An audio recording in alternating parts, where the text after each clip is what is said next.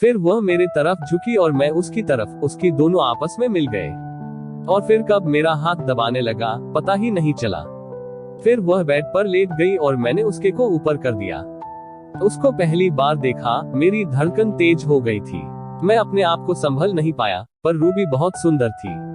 Hello दोस्तों, मेरा नाम सुरेश है। मैं कानपुर रहता हूँ। मैं नागपुर में पढ़ाई कर रहा हूँ। एक सोसाइटी फ्लैट में किराए पर रहता हूँ। मेरे साथ में काम करने के लिए एक औरत आती है। उसका नाम रूबी है। रूबी जो कि 29 साल की है, पर वह एकदम सुंदर और जवान लगती है। उसका बदन काफी भरा पूरा है। वो गजब की है, पर झाड़ू पोछा का काम करना इसलिए पड़ रहा है क्योंकि उसका हस्बैंड कुछ काम नहीं कर सकता, क्योंकि उसका एक्सीडेंट हो गया है। वो बहुत ही अच्छी औरत है। जब रूबी कल सुबह जैसे ही काम करने आई, वह बड़ी ही सुंदर लग रही थी। मैंने पूछा, क्या बात है रूबी, आज तुम बड़ी अच्छी लग रही हो? तो बोली, हाँ हो सकता है, इस वजह से मैंने फेशियल, ब्लीच, मेहंदी लगाई थी, बाल भी ठीक कराया था। अपने आप को एक दिन तो ठीक कर लेती हूँ। हम लोग रोज रोज कैसे कर सकते हैं अपने आप को ठीक? ब्यूटी पार्लर में बहुत पैसा लगता है भैया। गरीब आदमी तो सुंदर होते हुए भी सुंदर नहीं लगते हैं, सिर्फ अपने गरीबी की वजह से। वाकई में रूबी बहुत ही सुंदर लग रही थी। साड़ी भी पीली और हॉर्न स्लीव का गजब का लग रहा था। उसकी साड़ी पारदर्शी थी, इस वजह से उसका नाभि भी और पेट साफ साफ दिख रहा था। मैं तो बस उसके पेट को ही निहार रहा था। फिर वह झाड़ू लगने लगी। ब्लाउज भी ऊपर से ज्यादा कटा हुआ पहनी थी, इस वजह से भी साफ साफ दिखने लगे थे। जब वह झुक रही थी, कयामत ढा रही थी। मैं तो उसकी इस रूप को देखकर हैरान परेशान था।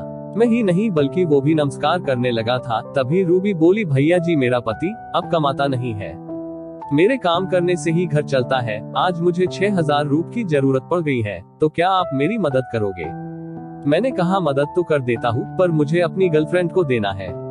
रूबी ने कहा, आप मुझे ही दे दो भैया जी। तो मैंने कहा, उसको देता हूँ तो मजे देती है।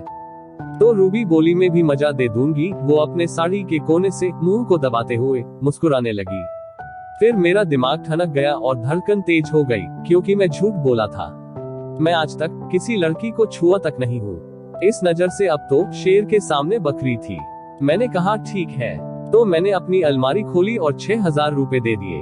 वह बेड पर बैठ गई, बोली, कैसा मजा चाहिए भैया? फिर मैंने कहा, तुम बड़ी ही खूबसूरत हो, आज तो और भी खूबसूरत लग रही हो। तो वो बोली, मेरा पति आजकल मेरे तरफ देखता भी नहीं है, वह काफी कमजोर सा हो गया है। आप मेरी मदद थोड़े दिन तक कर दो, मैं भी आपको किसी चीज की कमी नहीं रखूंगी। फिर वह मेरे तरफ झुकी और मैं उसकी तरफ, उसकी दोनों आपस में मिल गए। और फिर कब मेरा हाथ दबाने लगा पता ही नहीं चला। फिर वह बेड पर लेट गई और मैंने उसके को ऊपर कर दिया।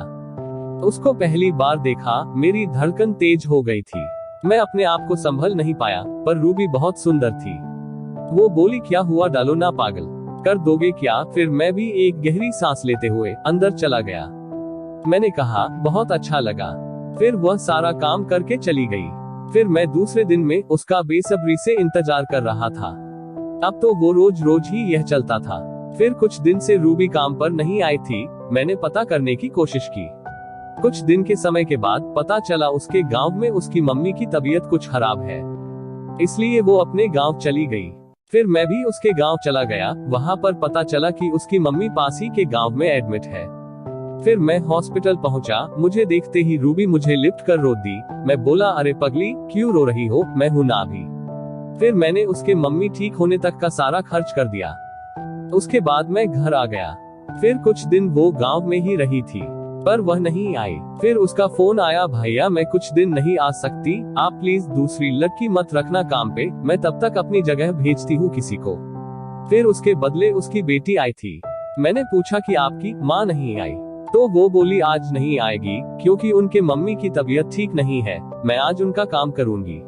यह लड़की अपने माँ से भी ज्यादा खूबसूरत थी। वो लग ही नहीं रही थी कि किसी कामवाली की बेटी हो। उसका नाम हसीना था। उसके नाम की तरह वो भी हसीन थी। फिर बात यूं आगे बढ़ी कि आज वह मेरे साथ खेलने लगी है। हसीना और भी वाइट तरीके से खेलती है। अब तो मैंने बोला, तुम ही आना अपनी माँ को जगह रोज। वो शर्माते हुए बोली, मैं इतनी अच्छी लगती हूँ आपको? मैंने बोला, तुम और तुम्हारी मुझे बहुत पसंद है। फिर वो हाँ बोली। दोस्तों, उसके बाद तो ये सिलसिला हमेशा चलता रहा। कभी कभी तो उसकी माँ भी आ जाती थी काम पे, फिर तो वो भी सारा काम करके ही चली जाती थी। अब तो मुझे मेरी जिंदगी से काफी प्यार है। तो दोस्तों, ऐसे ही और भी इंटरेस्टिंग कहानियां सुनने के लिए हमारे चैनल को अभी सब्सक्राइब करो, और हाँ, वीडियो को लाइक करना मत भूलना। धन्यवाद।